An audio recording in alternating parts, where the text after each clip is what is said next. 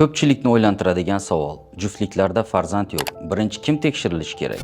Ko'p hollarda juftliklarda farzand yo'qligida odatda ko'pchilik faqat ayolni tekshirish kerak deb o'ylaydi. Lekin tibbiyotda bu masalaga boshqacha qaraladi.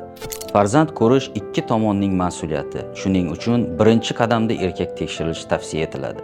Nega desangiz, bu arzon, oddiy va tez.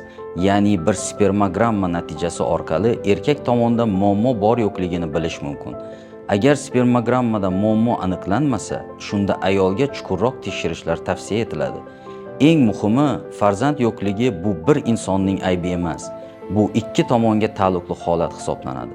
Shuning uchun juftlik birgalikda va bir vaqtda tekshirilishi eng to'g'ri yo'l hisoblanadi. Shuni unutmang, farzandli bo'lish bu ikki insonning birgalikdagi mas'uliyati.